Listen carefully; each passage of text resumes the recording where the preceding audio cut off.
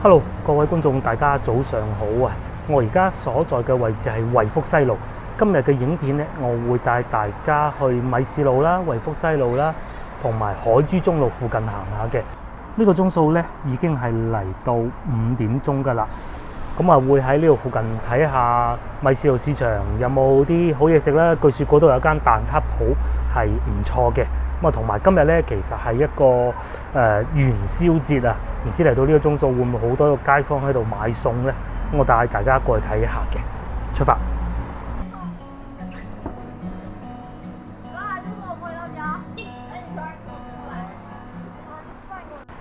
以前咧呢度係好似係越秀區教師進修學校嚟嘅，依家咧已經變成越秀區兒童醫院嘅惠福院區啦。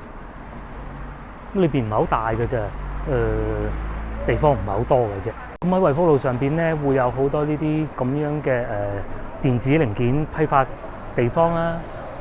咁啊，我記得以前咧，你哋唔知有冇試過睇電視咧？嗰個電視機頂盒啊，咁啊嗰個遙控有時會壞嘅喎，咁都係過翻嚟呢度買嘅。咁啊，而家梗係唔使用嗰啲啦，係咪？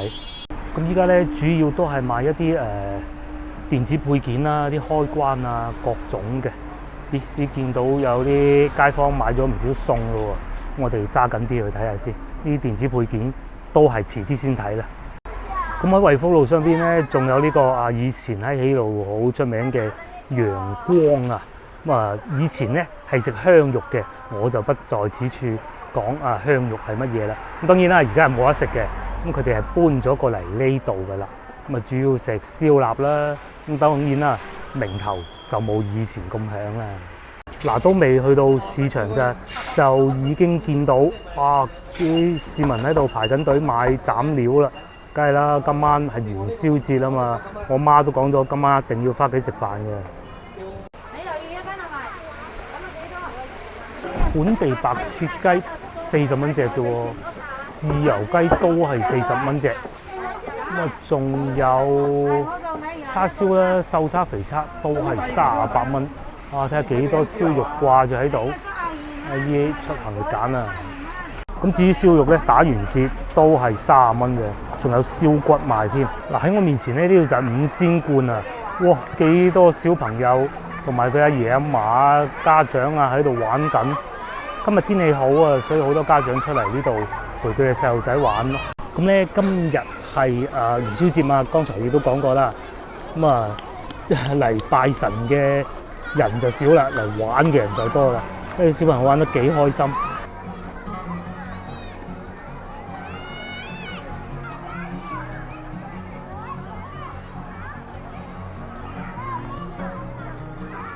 好，廢話少講，市場就喺前邊啦。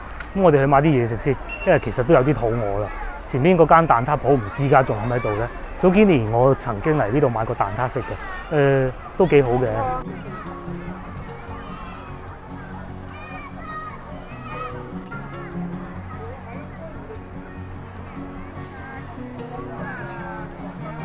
咁我哋會喺呢度入去，哇！已經見到有啲大嘅燒豬擺住喺度賣，呢啲係唔係乳豬？呢啲叫大豬，咁啊稍為價錢會平啲嘅。睇下先，太和燒骨19蚊斤，跟住豬肉都要46蚊斤喎。我啱先仲話好平添，都唔平喎，嗬。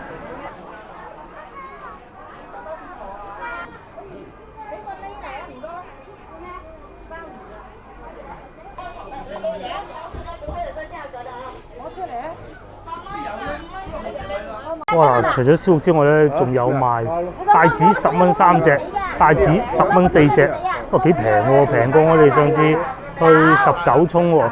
咁當然啦，嗰度嗰啲係新鮮啲嘅。咁前邊好似就係我哋要買蛋撻地方，但係好似唔同咗咁嘅間鋪頭嚇。我哋都入去睄下先，冇喎，冇蛋撻賣喎，裏邊淨係得啲包點啫喎。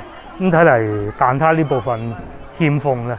係啦，咁我哋繼續往前行，前邊仲有好多好熱鬧，好多人喺度買緊菜。而且咧咁啱仲有啲同學仔放學添，咁啊更加熱鬧啦。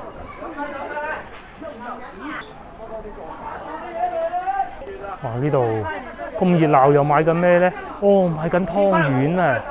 係啊，因為通常我哋眾所周知，元宵節係要食湯圓嘅。煎華湯圓20蚊3包。咁其實湯圓咧，亦都有另外一個叫法，就係叫元宵嘅。係啊，冇講錯。咁通常我哋屋企咧都係會買湯圓食啦。到今晚梗係，通常我哋會揀翻啲都係好似呢種咁包裝好嘅。嚟到呢度又見到有間西餅店，雖然冇上次去纖口市場嗰度咁熱鬧啊，但係都好似好多嘢賣喎。唔知有啲咩食咧？因為我最期待蛋撻，哦有啊，俾個阿姨遮住啫，就係呢度啦。我哋買咗個蛋撻，等陣行到去啲人少啲嘅地方先食。今日早啊，元宵節啊嘛。好，咁啊買咗2個蛋撻仔，蛋撻仔等陣先食。我哋行完市場再講。咁米市路呢度咧係會有室內嘅市場啦，賣肉類嘅。咁當然亦都會有半戶外嘅市場。咁我哋主力行半戶外嘅市場嘅，因為裏邊咧太暗太黑，拍起身唔好睇嘅。就係前邊啦。哦，呢度仲賣緊台山番薯2個半銀錢斤喎。上次去19涌嘅時候咧，咪有番薯嘅，當時我冇買，真係新品。後尾有觀眾話俾我聽咧，南沙番薯係好靚嘅。咁至於右邊一牆之隔咧，其實就係5仙觀啦。咁我哋而家行緊呢條路咧，係叫甜水巷啊！大家係咪好熟悉咧？甜水巷。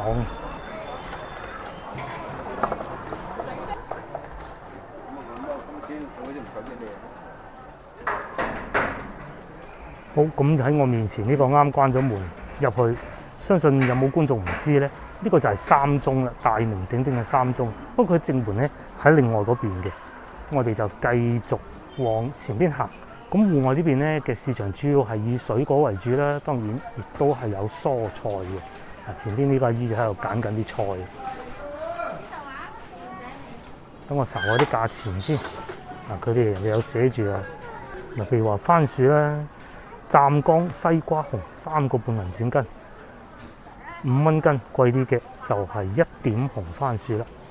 咁蘿蔔嘅梗係平啦，個半銀錢斤啫喎。後邊嘅南瓜仔5蚊1斤嘅。仲有呢種紅菜心啊，貴啲啦，4個半銀錢斤。至於西蘭花咧係5蚊雞1斤嘅。依家都仲有青瓜喎，3蚊雞。青瓜咧唔係夏天先有得食嘅咩嚇？可能反季節啦，係啦。而家連菠蘿都有啦，青瓜點會冇啊？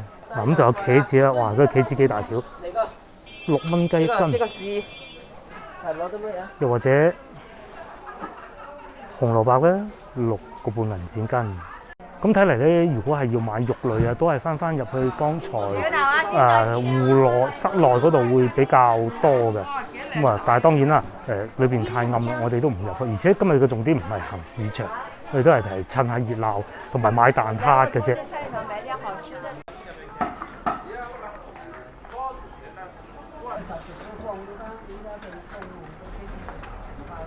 蚊2斤，5蚊2斤。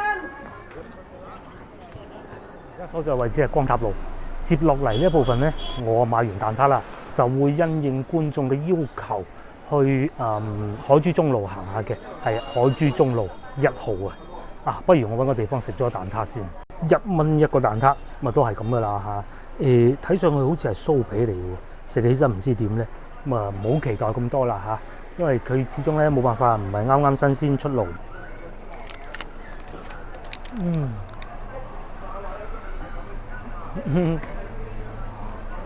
如果新鮮出爐應該會好啲嘅。好，咁我哋繼續行啦。前邊往右轉就係海珠中路，冇錯。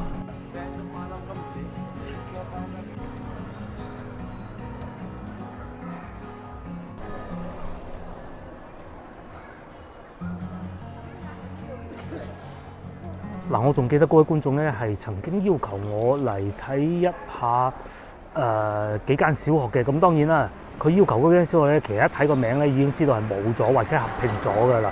咁所以沿途經過有小學，我都會同大家涉獵一下。我面前就係廣州市滿族小學光塔校區。嗱，我斷估真係斷估嘅啫，會唔會以前呢度未合併之前係會叫光塔路小學咧？咁就真係不得而知啦。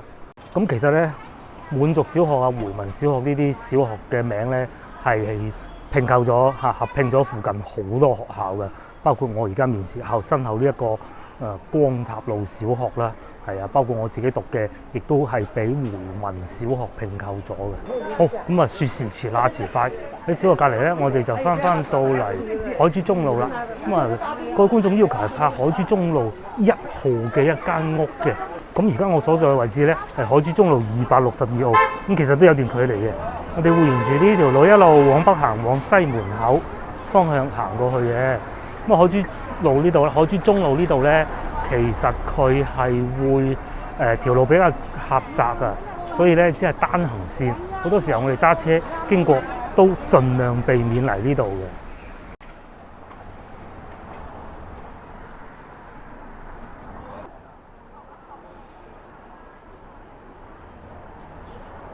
咁海珠中路呢度最出名咧、最耳熟能詳嘅就係梗係呢個賣郵票嘅地方啦。金源藏品交易中心，我記得以前咧細個啊，有時候咧要買啲郵票啊，都會過到嚟呢度睇下有冇咩好啊。不過通常啊，因為佢真係細個啊嘛，都係得個睇字嘅啫。好多時候咧都係想知道自己嗰張郵票值幾錢喎，咁啊過嚟呢度問下價，有個知字咁嘅啫嘛。係咪買係不可能嘅？嗱，呢度就係中原郵幣卡收購藏品店。咁依家咧喺國內啊，好多舊版嘅人民幣咧如果你唔係太殘咧，都係好值錢嘅。唔知各位觀眾手頭上仲有幾多咧？我記得咧，我姑姐啊兩個姑姐喺加拿大翻嚟嘅時候咧，我見到佢揞咗一沓嗰啲好新淨嗰啲銀紙出嚟咧，咁我哋即刻就同佢換咗啦。咁啊，梗係賺嘅係我哋啦。不過嗰張銀紙好殘下嘅，嗱，比好似面前呢咁，大家有邊幾張啊？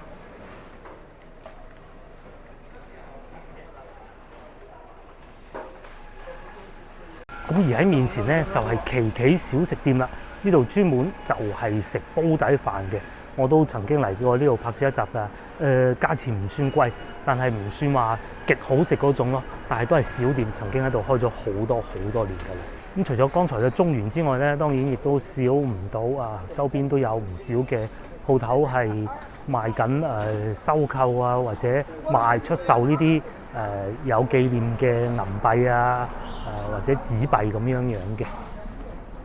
咁我哋面前咧就會去到中山六路啦。等等先，唔知大家睇唔睇到啦？左邊呢度咧係寫住285號。右邊寫住287號，咁即是話，如果一路往西門口方向行咧，其實係錯嘅喎，個 number 係越嚟越大。咁我哋應該轉翻左邊行先啱。咁好啦，我哋去翻左邊，就去翻細 number 嘅路啦。不過咧，因為而家嘅路啊，同以前可能唔同，佢哋會將佢哋分成海珠中路、海珠北路、海珠南。咁我估計海珠中路1號係會比較接近海珠南嗰邊嘅，係啦。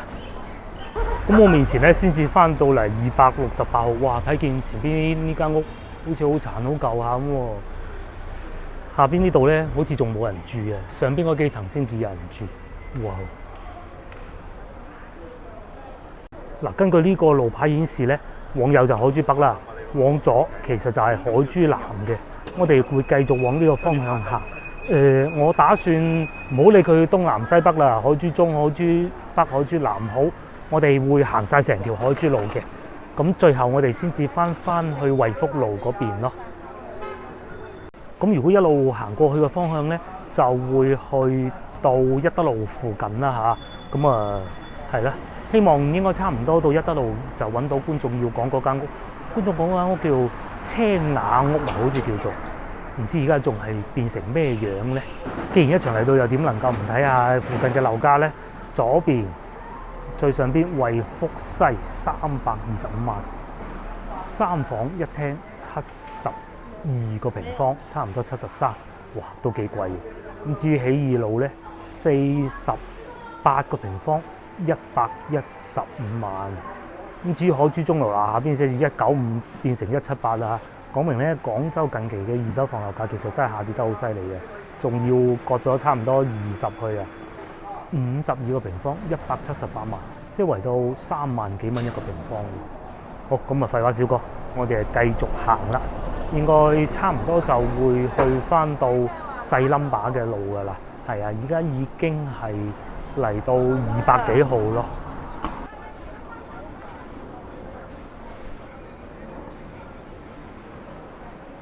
海珠路呢度俾到我嘅感覺咧，就係樹木好茂盛啊！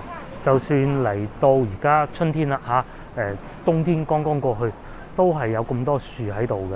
咁啊，廣州固自然係咁嘅啦。咁嚟到海珠路又點能夠唔講下呢個海珠味店咧？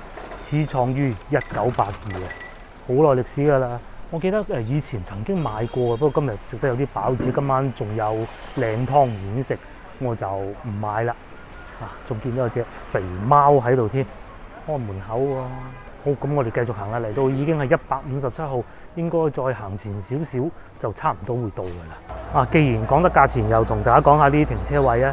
咁啊喺呢個路城區咧，佢哋都係又有呢種臨時嘅咪標泊車位嘅。大家估下幾錢？其實佢計價係幾複雜，半個鐘頭計數嘅。咁咧，第一個鐘頭每半小時收5蚊，即係第一個鐘頭就10蚊雞啦。第二個鐘頭開始就每半小時收8蚊雞，一路落去。咁如果去到3個小時以上，仲不得之了啊！13蚊半個鐘，真係好貴嘅。如果工作日嘅話咧，停一日要328蚊，呢啲咧停就走就好啦。通常咧好多老城區都係咁樣收費嘅啦。好，咁啊廢話少講，我哋繼續行啦，因為而家已經係153號、151號啦。嗱，確實啦，我對海珠中路呢度真係唔算太熟悉。係有好多類似呢一種咁樣嘅舊屋嘅，但係好明顯呢啲係已經係翻新過嘅咯，個外牆。老城區呢度咧真係好多呢啲地產中介啊，咁可能呢度多人需要買賣樓宇啩。咁至於面前呢一間咧，就係連身麵食店啦。我食過一次，其實唔係想像中咁好咯，而且價錢非常之驚人嘅。嚟到面前就係去到惠福西路同埋海珠路嘅交界啦。我哋又翻嚟惠福西路啦。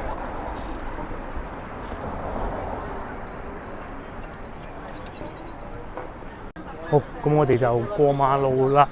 惠福西路呢度係雙行線，唔係 ，sorry， 惠福西路呢個係單行線嚟嘅，但係條路就會稍為闊啲咯。咁所以啲車有時候都會行得幾急嘅。我哋就嚟到呢一個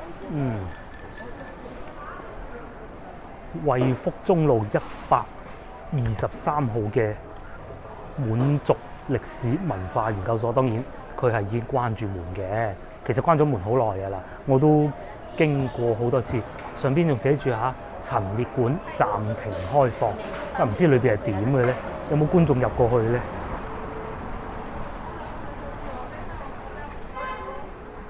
嗱，呢個公交車站仲寫住8號車以前好似唔係行呢度喎，我都唔係好記得啦。但係佢係去華貴路半塘嗰邊嘅，應該係冇錯嘅。咁依家係去到廣州大道南穿過珠江永祥中大北門嗰啲咯。之前咧亦都有觀眾問過我，如果我翻到嚟廣州住，咁有咩好酒店介紹啊？咁其實咧，而家廣州好多類似我面前呢一種咁樣嘅小型嘅酒店㗎。咁通常呢啲係便捷酒店啦。嗱，我啱查咗個價錢啦，譬如我面前呢一間咁啦，大床房也就係160蚊嘅啫。咁如果你話我要住嗰啲星級酒店，咁梗係唔好可能呢個價錢啦。呢啲係啲便捷酒店，裏邊嘅環境咧其實都幾乾淨㗎，係啊。咁至於其他嘅咧就一般啲啦，但係勝在近老城區同埋旅遊區咯。即使係最貴，也就係212蚊嘅啫。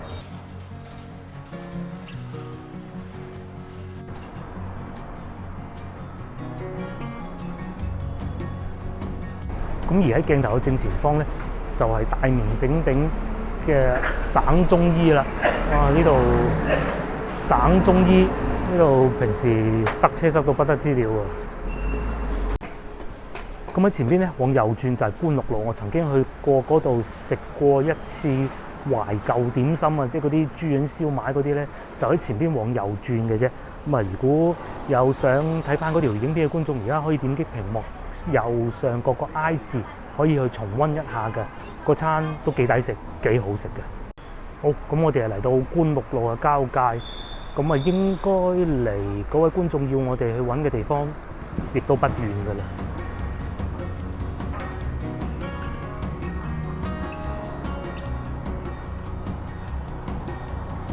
咁我哋終於嚟到海珠中路15號，面前就係海珠中路小學啦。咁小學生梗係早啲放學嘅。咁啊，而家學校門口已經冇家長喺度等緊小朋友放學㗎啦。咁越嚟越近1號嘅時候咧，亦都有呢個美蘭酒店潮點酒家。咦，睇嚟飲茶應該幾抵食喎，係咪咧？可以相信咧，去到朝頭早嘅時候，呢度應該幾熱鬧嘅。說時遲那時快，我哋又嚟到海珠中路右邊呢度咧，就係3號。咁好有可能各位觀眾要求拍攝嘅咧，就係呢間屋啦。咁啊，當然啦，而家因為重新整過，佢已經唔係青色㗎啦。但係睇上去似乎有段歷史喎。咁我哋就姑且相信就係呢度啦。咁呢度係1號嘅話咧，左邊呢條路就係大新路啦。咁啊，見到呢個屋已經變成一個咩啊，駱駝奶啊，全部寫住佢哋啲廣告喎，同賣緊泰國榴蓮添。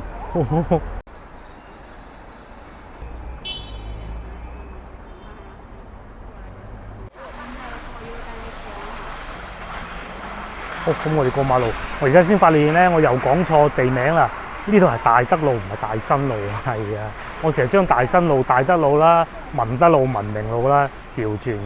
嗱，我哋過咗對面馬路啦，咁喺呢度能夠更清晰睇到呢間屋啊。我有理由相信咧，佢哋以前其實係分開嘅兩間屋。咁佢啱啱喺呢個十字路口位呢度啦，而家變成中途駱駝奶啦。咁啊，蛋撻食完啦，海珠中路又睇完啦。接落嚟，我哋就會翻去麻巷街嗰度睇下嘅。嗱，好老實講，我真係唔係好識讀呢個名嘅。究竟麻巷街定麻行街咧？我好有理由相信係叫麻巷街嘅，因為嗱，從個名斷估啦嚇，麻即係賣麻嘅地方咧，裏邊可能會唔會以前係有好多麻喺度賣嘅？咁啊，巷咁啊，商行咁解啊嘛。咁所以我就會將嗰度叫做麻巷街。如果有讀錯嘅觀眾咧，記得話俾我聽，好冇？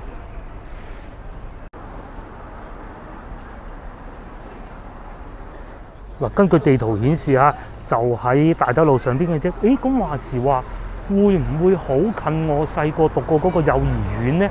其實我細個讀嗰個幼兒園都喺呢條路上邊㗎。我順便我又去睇埋佢啦。咁我細個讀嗰個幼兒園咧，其實我已經唔記得咗咩名啦，唔知乜嘢第一幼啦嚇，定第二幼啦都唔記得啦。但係我好記得嘅咧，嗰度其實係一個教堂嚟㗎。好多時候經過咧，我都係坐車或者揸車經過，都冇辦法啊，駐足慢慢睇下喎。咁希望今次有機會，我哋過去可以睇得到啦，係啦。咁我哋就會喺呢度過馬路，面前就係省中醫啦。哇！呢度平時咧又係嗰句啦。如果係朝頭早過嚟嘅話咧，超級塞車㗎。咁同埋呢度係好得意㗎。呢個過馬路咧係冇燈㗎。咁所以好多老人家過馬路啊，都係要好注意咯。不過還好啦，因為而家廣州咧，對於行人企喺斑馬線過緊馬路嘅車輛管理係好嚴格啊！嗱，又有一個啊，其實咧好有可能佢已經俾人影咗相㗎啦。係啊，因為喺呢啲馬路度過馬路咧，行人佢係必須要停低嘅。咁啊，但係我唔知道佢會唔會啦嚇。咁因為今日始終都係正月啦，元宵節，咁所以其實冇乜大病咧，都唔好今日過嚟睇醫生啦，係啦。所以門口感覺好似人冇咁多嘅。咁當然啦，去翻去朝頭早嘅話咧，呢度係會繁忙好多嘅。咁啊，前邊往左轉應該就係觀眾要拍嗰個小學啦，亦都好近我讀過嗰間幼兒園。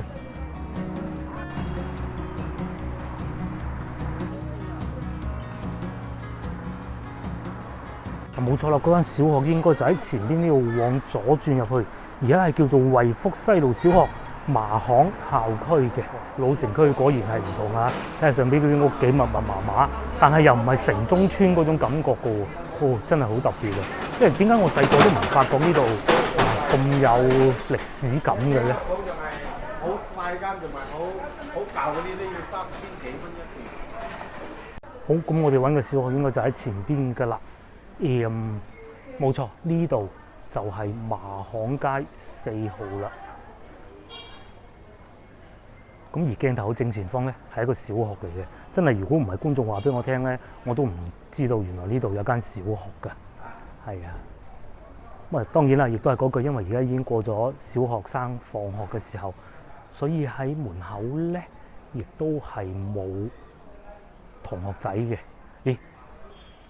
但係點解喺上邊寫住舊步前小學麻巷校區嘅？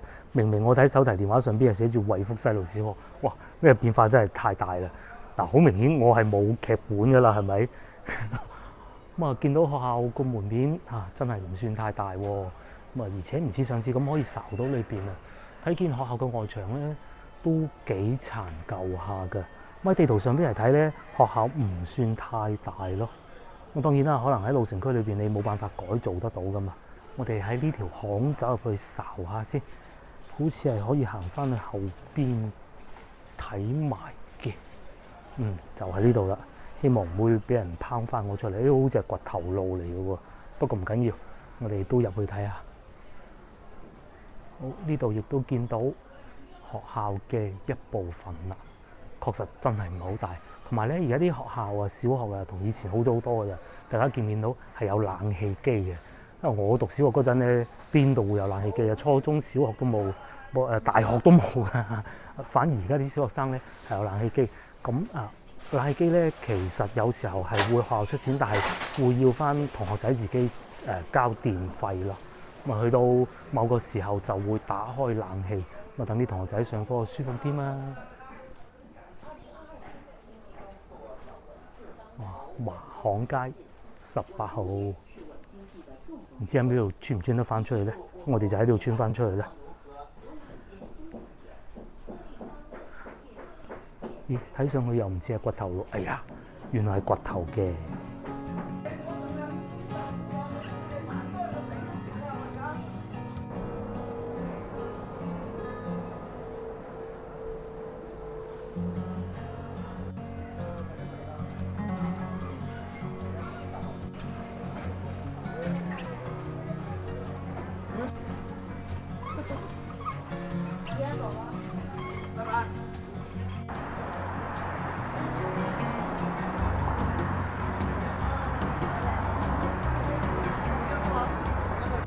果然咧，老城區係有佢嘅特別嘅魅力㗎。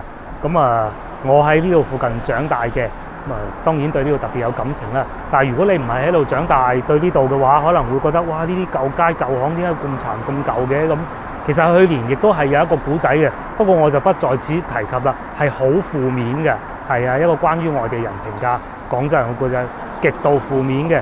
咁啊，我喺呢度長大嘅，當然覺得呢度係好有感情啦。咁我哋就約定你下集見啦，拜拜。